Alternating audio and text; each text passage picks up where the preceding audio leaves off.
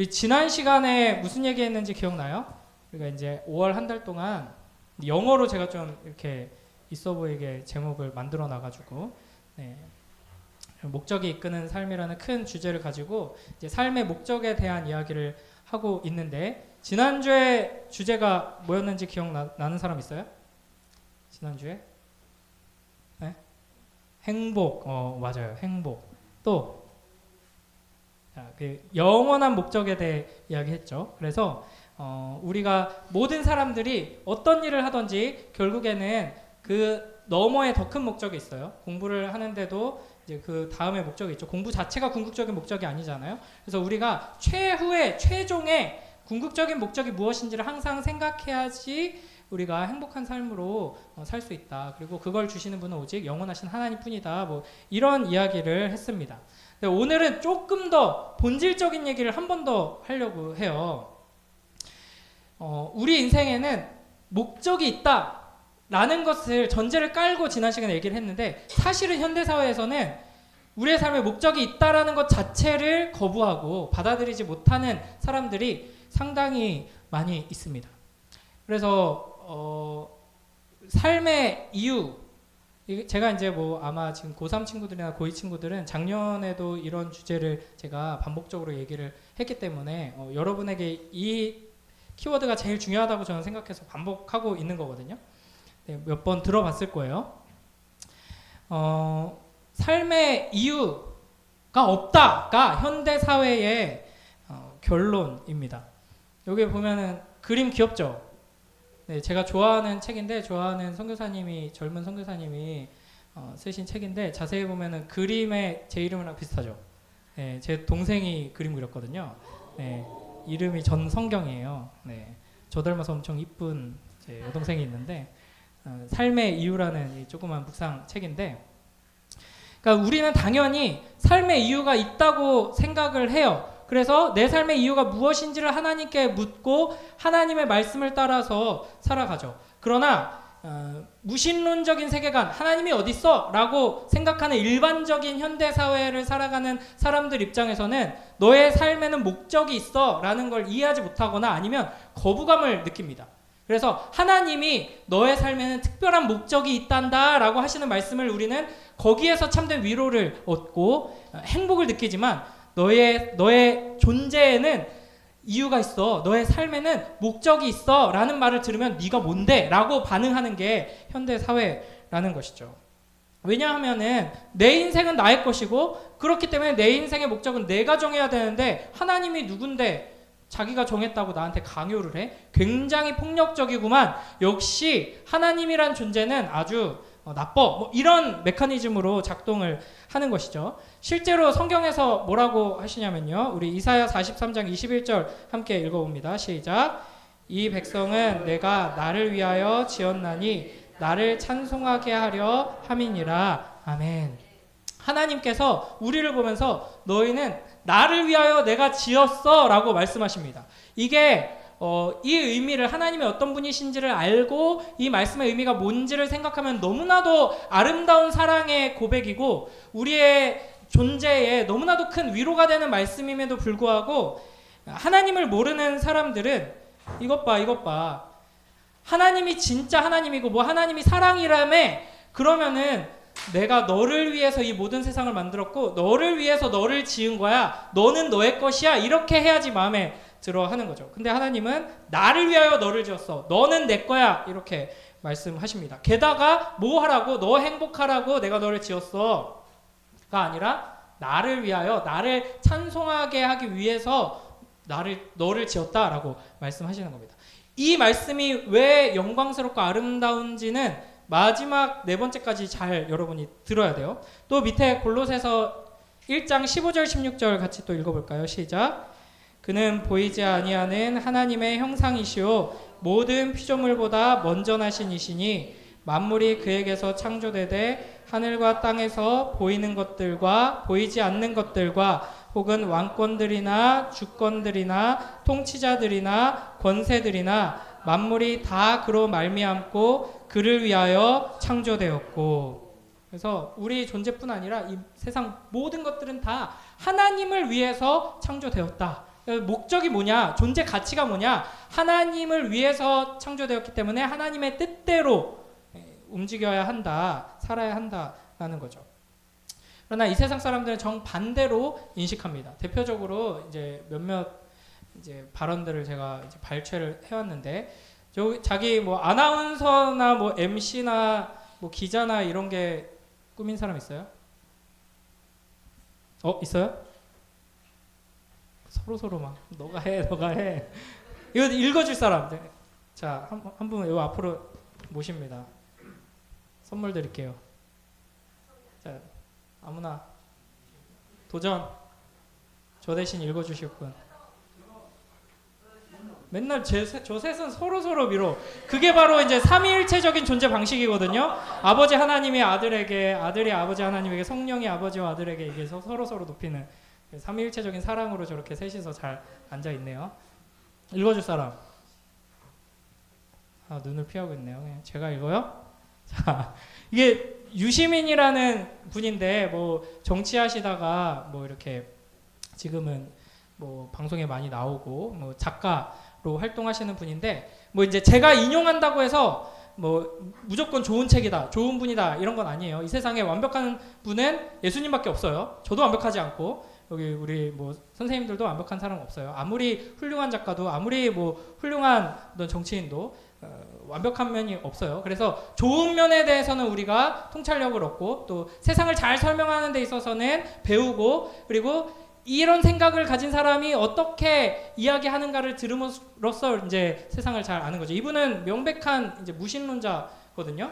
아주 글을 잘 쓰시는 분인데, 이분 글을 잘 읽어보면 하나님을 모르는 사람, 하나님을 거부하는 사람들은 이 세상을 이렇게 이해하고 인간을 이렇게 이해하는구나, 굉장히 탁월하게 잘 배울 수가 있습니다. 그래서 뭐라 그러냐면, 삶의 존엄과 인생의 품격은 스스로 찾아야 한다. 악당이나 괴물이 되지 않았다고 해서 훌륭한 것은 아니다. 무엇이 되든 무엇을 이루든 자기 결정권 또는 자유의지를 적극적으로 행사해 기쁨과 자부심을 느끼는 인생을 살아야 훌륭하다고 할 수 있다. 나는 그렇게 믿는다. 이런 표현이 굉장히 중요해요. 나는 그렇게 믿는다. 그러니까 우리들은 뭔가 믿음을 따르는 사람들이고, 무신론적인 세계관을 가진 과학주의적인 막 이런 사람들은 뭐 우리랑 이제 비교를 하면 이제 신앙이 없는 사람들, 하나님을 안 믿는 사람들은 과학적이고, 우리는 과학적이지 않고 믿고 이런 게 아니에요. 둘 다 믿음이에요. 뭘 믿느냐죠. 유시민 씨는 하나님을 안 믿고, 하나님이 없는 세상, 이 세상은 그냥 우연히 생겨난 거고, 인생에는 아무 의미가 없고 가치가 없고 시작이나 끝이 있는 게 아니다. 그렇기 때문에 그냥 알아서 내 스스로 내가 결정할 수 있는 것을 잘 결정하면서 행복을 추구하면 된다. 나는 그렇게 믿는다 라고 이야기하죠. 인생에서 가장 중요한 것은 자기 결정권을 행사하는 일이다. 자기 결정권이란 스스로 설계한 삶을 옳다고 믿는 방식으로 살아가려는 의지이며 권리이다. 그러니까 여기서 뭘 믿느냐가 차이가 나는 거예요. 내가 결정했어요. 이게 옳아 라고 믿어야 돼요. 결국엔 나를 믿는 거죠. 이게 과연 우리 삶에 안정감을 주고 훨씬 더 이제 든든한 뒷배경이 될 수 있을지, 아니면 온 우주를 창조하신 하나님을 믿는 게 나을지, 그걸 이제 선택해야 하는 것이죠. 사람마다 인생을 다르게 산다. 평생 공부하는 사람, 노래하고 춤추는 사람, 돈 버는데 골몰하는 사람, 일만 하는 사람, 권력을 쫓는 사람, 신을 섬기는 사람 등 100사람이 있으면 100가지의 삶이 있다. 어느 것이 더 훌륭한지 가늠하는 객관적 기준은 없다. 그러니까 이게 이제 이 세상 사람들이 열광하고 당연하게 여기는 세계관이거든요. 그러니까 원래는 이것만 읽고 간단하게 설명하려고 그랬는데, 읽다 보면 자꾸 비판하게 돼. 작가로서는 저는 뭐 이분의 책이랑 뭐 여러 가지 굉장히 좋아하긴 하지만 한 문장 한 문장 반박하지 않을 수가 없어요. 뭐 봐봐요. 이거 솔직히 이 세계관 그대로 글을 이어가면 어떻게 되냐면, 뭐 권력을 쫓는 사람, 신을 섬기는 사람, 뭐 여러 가지 사람들 말하잖아요. 뭐 성폭행을 일삼는 사람, 뭐 가난한 자들 등쳐먹고 사는 사람, 뭐 연쇄살인마 등 100가지의 삶이 있다. 요게 뭘 넣든지 간에 상관없어요. 100가지의 삶이 있다. 어느 것이 더 훌륭한지 가늠하는 객관적 기준은 없다. 이게 옳을까요? 이제 여기에서 이제 굉장한 모순이 생겨나는 것이죠. 그러니까 이런 식의 세계관, 하나님이 없고 내 인생의 주인은 나고 우리 인생의 목적이 없다라는 것이 우리에게 훨씬 더 행복을 주고 자유를 줄 거라고 착각을 하게 만듭니다. 하나님이 너는 내가 특별한 목적을 가지고 지은 존재야. 이 세상은 우연히 생긴 게 아니라 내가 특별한 목적을 가지고 이 세상을 창조했어 라는 메시지가 되게 동화적인 이야기 같고 우리를 올가매는 이야기처럼 느껴지지만 그게 전혀 아니라는 것이죠. 이제 대표적인 무신론자, 이제 사실 뭐 제가 여러 번 설명했는데 그 무신론자에서 좀 더 나간 분이에요. 이분은 무신론의 전도사 정도의 수준이거든요.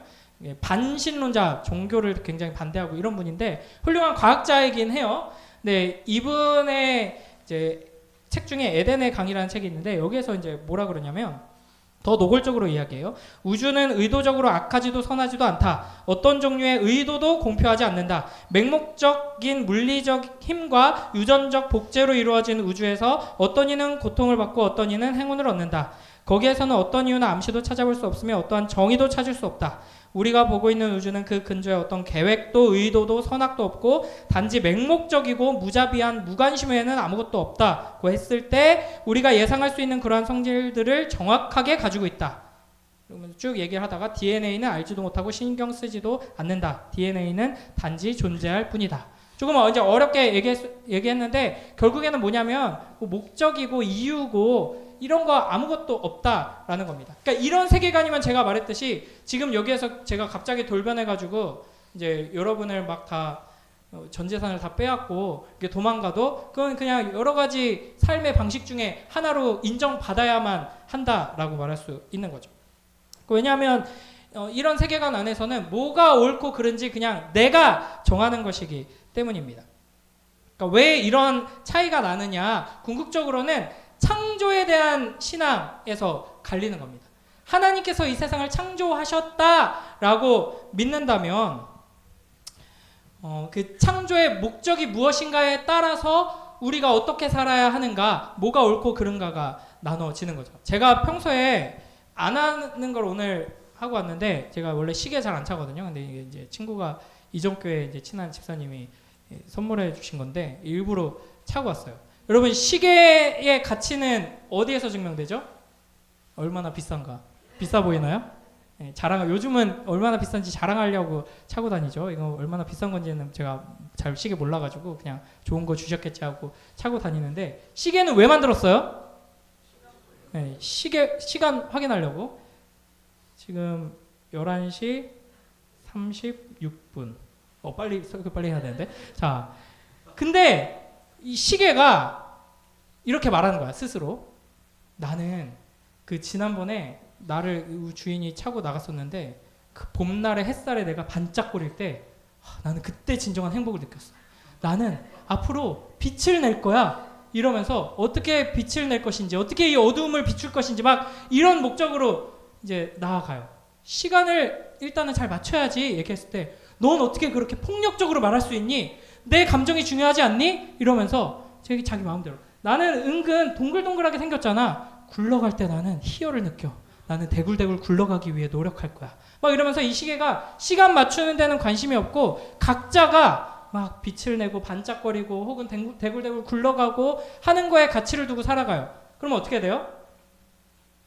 자기 자신은 행복하다고 느끼겠지만 결국에는 어떻게 되냐면 가치가 없어져서 버려지게 되는 거예요. 고쳐서 쓰던지 버려지던지 그렇게 되는 것이죠. 그러니까 이 우주와 인간이 누군가에게 창조되었다면 당연히 목적이 있는 것이고요. 그 목적이 뭔지를 알고 거기에 따라서 살아가야지만 행복할 수 있는 거죠.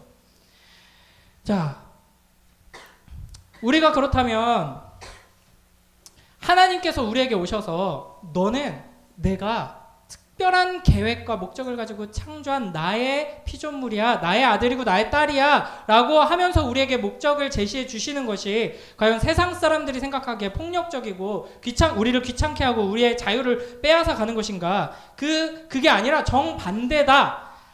하나님 없이 내 인생의 주인은 나고 내 인생의 목적은 내가 정한다 라는 게 오히려 우리의 자유를 빼앗아 가고 하나님께 나아가서 하나님, 나의 인생의 목적은 무엇인가요? 라고 묻고 거기에서 답을 얻고 하나님을 따라가는 게 우리를 자유롭게 한다라는 이야기를 오늘 하려고 합니다. 오늘 본문 다시 한번 볼까요? 우리 여러분이 잘 아는 이야기예요. 이제 100마리 양을 가진 목자가 한 마리 양을 잃어버려서 그 양을 찾으러 가는 이야기인데, 이거 막 이제 뭐 여러 가지로 잘못 이렇게 해석되기도 해요. 99마리 버리고 한 마리를 찾으러 가다니 그 한 마리가 그렇게 소중한가? 99마리는 그냥 잘 있는 거예요. 예, 그리고 한 마리 찾으러 가는 거고, 또 그리고 뭐 아무리 한 마리 양이 99와 1이 큰 차이가 나더라도 한 사람 한 사람이 소중한 것처럼, 그렇죠? 그 남보란가 그 뭐 10명 넘는 남매 자녀 있는 그 집안 있잖아요, 그렇죠? 막 15인승 차에 아이들 가득 채워가지고 막 애 많이 낳았다고 해서 여행 가다가 휴게소에 한 명 안 탔는데, 그래도 뭐 14명이나 있는데 뭐 한 명 그냥 오늘 이번 여행 때 버리지 뭐 다음에 또 낳지 뭐 이러고 가는 부모는 없잖아요. 이제 그런 맥락이기도 한데, 여기서 오늘 우리가 살펴볼 건 뭐냐면 굉장히 막 이런 그림 있죠. 예수님이 왜 성가대 옷을 입고 저렇게 돌아다니시는지 모르겠는데, 이게 뭔가 목가적이고 평화로운 이런 양과 목자의 이야기처럼 들리는데, 여기서 하나님께서 잃어버린 양을 찾는 목자로, 구약에서는 하나님이 목자고 이제 신약에서는 예수 그리스도가 자신을 이스라엘의 하나님의 백성들을 양을 치는 목자로 자신을 소개하십니다. 그런데 이 양이 우리예요. 근데 이 양들이 어떤 존재인가? 평생 이제 오랫동안 실제로 양치기로 이제 살아오신 분이 이제 양과 목자라는 책을 쓰셨거든요. 여기서 뭐라고 하냐면, 하나님이 우리를 양이라고 부르기로 하신 것은 우연이 아니다. 앞으로 보게 되겠지만 양과 인간의 행동은 여러 가지 면에서 비슷하다. 두려움과 소심함, 완고함과 어리석음, 군중 심리와 삐뚤어진 습관이 모두 비슷하다. 여러분, 제가 우리 그 2학년, 3학년 친구들 제가 양에 대해서 영상 짧은 거 보여줬던 거 기억나요? 네. 어린 소년이 양 건져주자마자 신나게 뛰어서 바로 다시 구덩이로 들어가는 거. 이제 양이 그렇게 우리가 생각하기에 양 하면은, 제 아내가 학교에서 근무할 때 닉네임이 하양이었거든요. 하양 선생님. 잘 어울리죠? 하얗고 양 같고, 그러면 되게 온유하고 이제 평온하고 막 이런 이미지들이 떠오르잖아요. 근데 이스라엘에서 양 하면 뭐냐면, 양새끼 하면 지금으로 치면 개새끼 이거랑 똑같아요. 정확하게 알겠죠? 무슨 이미지인지. 안 좋은 이미지예요. 거의 욕이에요. 왜냐하면 양 하면은 연약하고 자기 스스로를 방어할 수 없고 공격할 수도 없어요, 누군가를. 그러니까 뭐 무능하죠. 무능한데 착하고 순하면 우리가 생각하는 이미지예요. 근데 고집세고 악해요. 그래가지고 자꾸 이상한 데로 가고, 이상한 데로 가서 건질라 그러면 발버둥 치고 막 이렇게 자기 스스로를 지키지도 못하면서 길도 못 찾고 막 이런 존재죠. 그래서 하나님께서 이스라엘에 대해서 이렇게 말씀하십니다. 우리 이사야 53장 6절 함께 읽습니다. 시작. 우리는 다 양 같아서 그릇 행하여 각기 제 길로 갔거늘. 아멘. 그래서 이스라엘이 양이다, 우리가 양이다 라고 할 때 그 의미는 너희는 너무나도 작고 연약하고 소중해 귀여워가 아니라 이 어리석고 악한 것들아 이거고요. 그런 양들을 예수님께서 구하러 오셨다라는 겁니다. 귀여운 애 골라가지고 내가 너 선택했어 찜 해가지고 집에 데려가신 것이 아니라, 자기 스스로도 지킬 줄 모르면서 내가 가고 싶은 대로 갈래 라고 가다가 구덩이에 빠지고 가시에 찔리고 하면서 죽어가고 있는 애를 정신 차려 이 녀석아 하고 건지러 오신 거예요. 그래서 예수님께서 양을 건지시는 이 장면은 그냥 평화롭게 이렇게 거닐다가 거기로 가면 안 되지 귀염둥이 하면서 건지는 게 아니라, 위험을 무릅쓰고 목숨을 걸고 한 마리 양을 건지는 예수님을 우리가 생각해야 하는 것입니다. 그런 점에서 봤을 때 하나님께서 우리의 삶의 목적을 내가 정해 놓았다라고 우리에게 말씀하시는 것은 우리를 자유롭게 하는 겁니다. 이게 이제 어떤 의미인지 마지막으로 좀 예를 들어볼게요. 여러분, 선택권이 무한대로 늘어나면 자유로운 걸까요? 네. 뭐든지 내가 내 인생의 주인이 돼서 내가 내 인생을 어떻게 살아야 할지 내가 나름대로 정하면 돼 라고 선택권이 무한대로 열리면 그게 자유라고 착각을 하기 때문에 하나님이 아니 내가 정해놨어 너는 내 거야 라고 하는 걸 폭력적으로 느끼고 거부하는 건데 제가 얼마 전에 와이셔츠를 샀거든요. 근데 백화점 같은 데 가면은 일단 돈이 없어서 백화점에서 못 사긴 하지만 백화점에서 산다고 하면은 브랜드도 너무 많고 브랜드별로 들어가도 너무나도 다양해요. 와이셔츠가. 근데 저는 가서 한 10분 안에 와이셔츠 3개를 골랐거든요. 근데 어떻게 골랐냐면 제가 자주 가는 매장이 하나 있어요. 전국에서 제일 싼 매장이에요. 진짜 장담합니다. 전국에서 제일 싼 매장인데 궁금하면 나중에 따로 물어보세요. 거기 이제 물건 없어질까봐 제가 못 사는데 아주 싼 매장이에요. 거기를 기회가 되면 가요. 이제 가끔씩 가는데 가가지고 입을 수 있는 거 있으면 그냥 다 사요. 네. 그렇게 해서 와이셔츠 3벌을 샀는데 여러 백화점에서 세일해서 제일 싸게 파는 와이셔츠 하나 사는 거에 반값도 안 되게 샀거든요. 그래서 이제 그런 데를 갔는데 그냥 고민하지 않는 거예요. 아 나는 이 색깔 나 웜톤인데 아 이건 좀 색깔이 아 이거 체크 아 작년에 유행하던 아 그때 밀라노에서 뭐 패션쇼 할 때 봤던 그 무늬 따라한 거긴 한데 막 이런 거 고민 안 하고 그냥 입어보고 맞네 집어넣고 입어보고 맞네 집어넣고 그러면 금방 사거든요. 근데 이제 선택지가 무한하면은 선택하는데 굉장히 오래 걸리죠. 어렵죠. 그러니까 이 선택의 자유가 무한대로 늘어났을 때 여러분 지금 고민하는 게 그런 게 많을 거예요. 나 뭐 하고 살아야 되지? 나 대학은 가야겠다고 생각하는데 뭘 전공해야 되지? 이걸 전공해서 뭘 하지? 막 이런 고민들을 이제 여러분이 할 텐데 선택지가 많죠? 여러분은 지금 선택지가 무한하다고 할 수 있어요. 근데 여기서 여러분이 스스로 삶의 주인이 돼서 여러분이 결정한다? 굉장히 불가능한 일입니다. 왜냐하면 여러분은 여러분 자신에 대해서조차 잘 모르잖아요. 그죠? 내가 뭘 잘하는지, 내가 뭘 해야 행복할지, 미래에 내가 어떤 과정을 겪게 될지 이런 거 여러분 아는 사람 아무도 없죠? 제가 막 그런 게 막 보이고 막 이런 사람 있으면 이제 큰일 나요. 네, 그런 거 몰라요. 우리는 알 수가 없어요.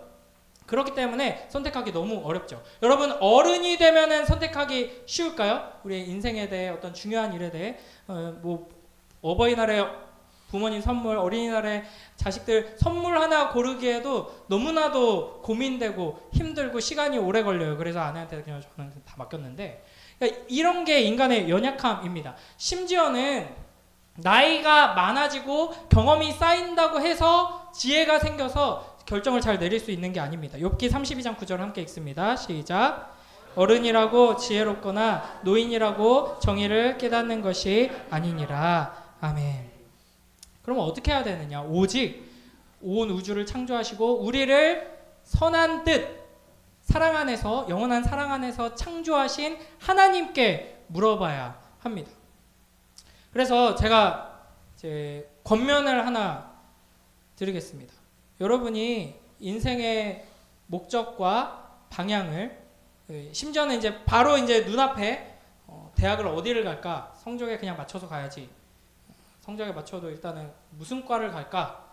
이런 것들을 결정하는 데 있어서 그런 모든 결정을 하나님 안에서 찾지 않는다면 여러분은 결국에는 자유롭지 못하게 모든 상황에 휩쓸려가고 그냥 끌려다니게 될 겁니다. 그러나 하나님 안에서 궁극적인 목적을 붙들고 매 순간순간 걸음걸음마다 인도하시는 하나님의 인도하심을 받으면 여러분은 자유함을 누리며 살아갈 수 있게 될 거예요. 스스로 자기 자신에게 기준을 두고 길을 잃어버린 채 계속해서 바둥거리는 어린 양처럼 살아갈 수밖에 없는 연약하고 고집센 우리들을 선한 목자이신 예수 그리스도께서 목숨을 걸고 찾아오셔서 건져주셨습니다. 그래서 품에 안으시고 말씀하십니다.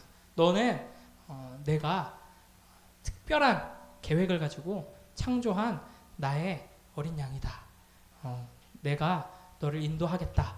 그 주님의 음성에 귀 기울이면서 그 목자의 인도하심을 따라갈 때 우리에게 참된 자유가 있습니다. 우리 마지막 요한복음 10장 14, 15절 함께 읽습니다. 시작. 나는 선한 목자라. 나는 내 양을 알고 양도 나를 아는 것이 아버지께서 나를 아시고 내가 아버지를 아는 것 같으니 나는 양을 위하여 목숨을 버리노라. 아멘. 여러분 어떻게 그러면 이 목자의 인도하심을 받느냐? 하나님께서 특별한 사건과 여러 가지를 통해서 우리의 삶을 또 인도하시는데 결국에는 매일매일 말씀을 주시고 그 말씀 안에 거하며 말씀을 따라가도록 인도하십니다. 이 목자의 인도하심 안에 진정한 행복이 있고 참된 자유가 있다는 것을 항상 기억하며 말씀을 따라 주님과 동행하는 삶으로 나아가는 복된 우리 모두 되길 주님의 이름으로 축복합니다. 자, 우리 말씀 기억하면서 함께 기도하도록 하겠습니다. 네, 기도할 때 하나님, 이 세상은 내 인생의 주인이 나라고 이야기하고 내가 결정하는 것이 참된 자유라고 이야기하지만 주님, 우리의 선한 목자이신 우리를 위해 목숨을 버리신 그 예수님의 인도하심을 따라 진정한 행복으로 참된 자유로 나아가게 하여 주시옵소서. 우리가 이제 무엇을 전공하고 어떤 대학을 가고 또 혹시 대학을 가지 않는다면 어떤 진로를 결정하고 하는 모든 여정 속에서 주님의 인도하심을 받아 말씀의 인도하심을 받아 참된 행복과 자유를 누리는 복된 삶으로 나아가도록 주님 인도하여 주시옵소서. 우리 나 자신을 위하여서 또 우리 서로를 위하여서 시간 함께 기도하며 나아가도록 하겠습니다.